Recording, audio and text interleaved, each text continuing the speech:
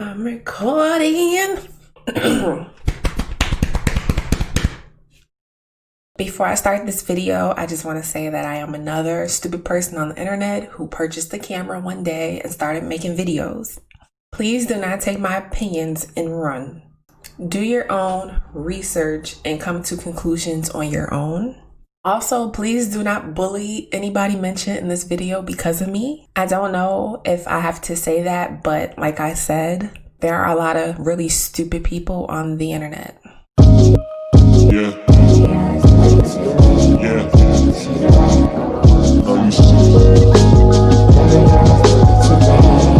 So if you're wondering why I look a little different today, yeah, my lashes came in the mail after about 2.5 months of waiting. You know, AliExpress don't be head cracking on them prices, but all of their stuff come from China. Anyways, we're here to talk about why The Breakfast Club sucks and why I stopped listening to them.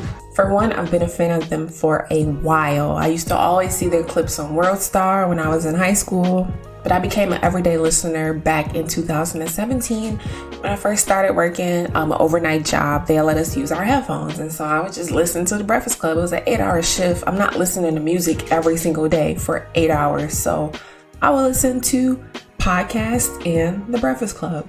At first, I like listening to them for their opinions on topics, their messy interviews, and of course, the donkey of the day. I'm not necessarily sure when they began to fall off for me, but I can tell you why I'm not running back to listen to another episode today. So for one, I don't care about all of the ads. I understand that most podcasts, most episodes and stuff have ads, but I started listening to The Breakfast Club when they were still a radio show and they would just upload it to iTunes, and so they didn't have all of that. And it was really a big annoying thing when Angela Yee started doing that promotion for the orange Pepsi or orange Coke or something. It was like, if you remember that, then you just remember. Secondly, I cannot stand all of the gay jokes and the gay innuendos that they push out to each other. Like, it's too much. Now, don't get me wrong. I don't have an issue with the LGBT community. I have an issue when there's two straight men with wives and children turning everything into something gay at 8 o'clock in the morning. Like, all that butt talk is way too much for the morning. Regardless of how you consume The Breakfast Club, it's still shot in the morning. And I find it ridiculous how they can turn anything into an ass joke into something gay. It's too much. Like, seriously, they recently did an interview with Dr. Oz and they just could not help themselves. I'm like, for Christ's sake, it's Dr. fucking Oz. Y'all can't just talk to him about the Rona and not make it about y'all business, what y'all be doing, allegedly, possibly. I don't know. But the way y'all sit there and talk about it, y'all can't judge me for saying something like that. Like, I really could not go through with it. That's why this video was not made 3 weeks ago when I planned on making it. I did not want to sit through all of these episodes of The Breakfast Club because that was my research. My research was listening to them just to, get the feeling back of why I don't listen to them. And that was like one of the number one things. But it's very overwhelming how every single episode, okay, all right. Like, just go ahead and listen for yourself. Whatever today is for you, whenever you're finished listening to this video, watching me, of course, go to whatever Apple, iHeart, Spotify, whatever you consume your podcast doing, listen to whatever the newest episode of The Breakfast Club is for you today, for your today, and just listen to it. I promise you. And when you're watching that, comment below if they make a gay joke. If you hear Charlamagne and Envy, and then comment what episode it was or what day is it today for you, so I can grab some data. I just want to see. I just want to see, because I cannot do this by myself. I can't listen to all of the episodes no more. So if I could just get a good 5 comments to let me know okay, yeah, no. Then I have enough data to do an average. Like on average, you get it. My third thing is I honestly don't feel like they all need to be in the interviews together. For one, I don't understand how DJ Envy even ever became a part of the interview process. He's a DJ and his interview style, I do not like it. You can always immediately tell if he likes the person he's interviewing or not. There's never in between. And when he doesn't like the person, he comes with them with all types of condescending questions and he tries to make them look bad. Like just watch the Angela Stanton King interview if you have not yet already, and then look at those comments. Angela, you can barely ever get a word in, and when she does, she just asks nothing. Like she says the dumbest thing ever. Angela, you will sit there for 15 minutes trying to ask a question, and when she finally does, she'll be like, well, what was it like being bullied in school? And I'll just be like, girl, that was your question? That's what you've been trying to say for 15 minutes? Like, what do you expect somebody to say to that? Oh, being bullied was really great. I've gained a lot of personality for it now. I'll just hope that people continue to bully kids so that they can learn and grow. It's awesome. Like, what do you feel like? Girl, Angela, now, you stop that.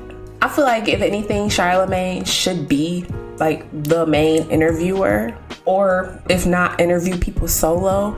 I feel like he's the most prepared with his questions. I feel like he's one of the only ones that actually does research onto the artist. Like when it's a music artist, you can tell he's listened to the whole album. If they're doing a show or producing movies, he always knows what movies they produce, what they're going to be working on next, and he knows the project that they're there to talk about. Now, my fourth and final reasoning, how can I say this? I cannot stand DJ Envy. I'm not gonna lie, he was not that bad at first, but after a while you begin to notice a pattern.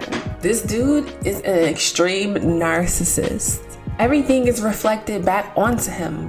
I don't like everything. Okay, so for a fake example, Charlamagne could give Donkey of the Day to a guy who broke into someone's house and robbed them and then tied them up to the stairs and then set the whole house on fire, and then everybody in the house died, right?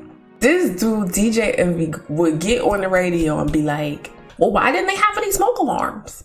In my house, we have smoke alarms. We got 2 on the first floor. We got 1 on the downstairs floor. And we have 4 in the basement. I had my alarm guy come in and install them for the super cheap. Because, you know, I got connections. Ha ha ha. I would never have any problems with anybody coming into my house. Because, you know, I got the dog. And, you know, I got 5 kids to protect. And I got a wife. And I just got to make sure that, you know, you can't ever let stuff like this happen. I don't know how they don't just go out and get smoke alarms and get alarms. I got ADT in my house. They can't just get ADT like, what is it, like $150 a month? They can afford $150 a month for an alarm, huh? Why can't everybody just be like me? Why everybody is just different? Oh, what?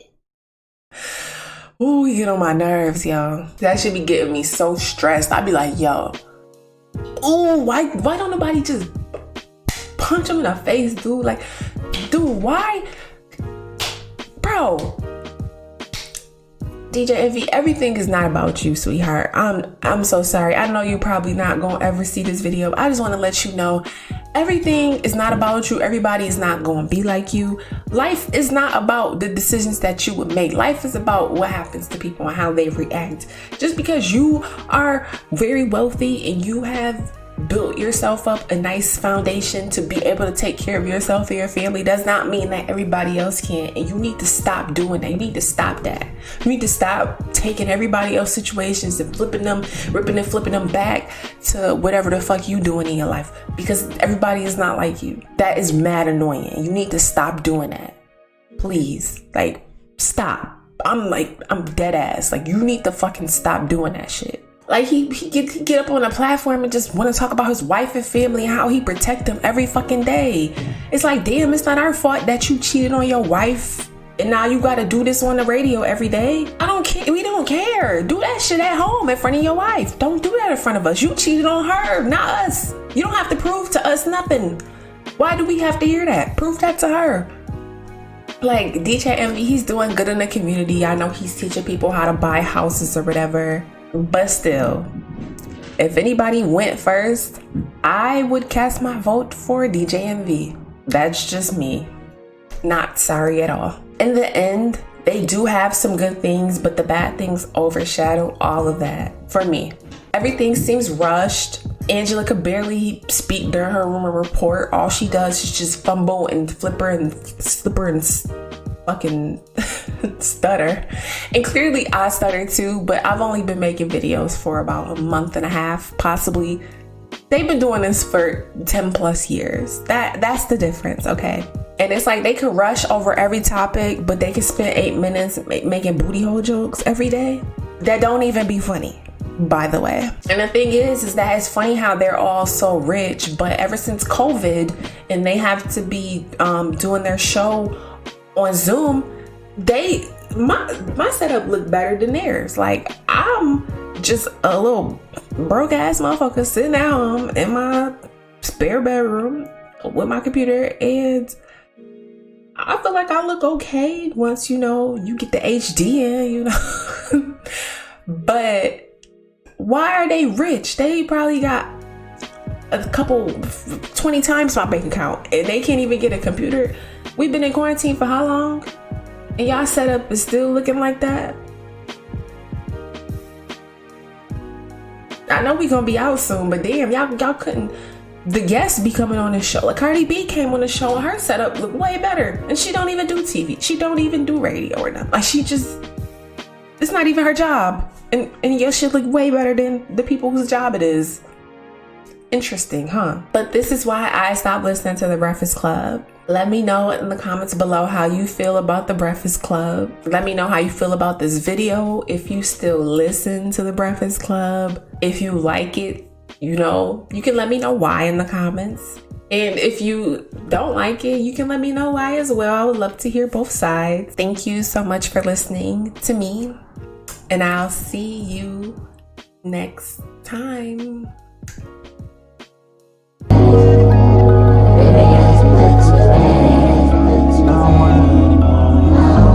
know you see the writers on the wall, and you can keep on crying if you want, but I'm out. Yeah, it's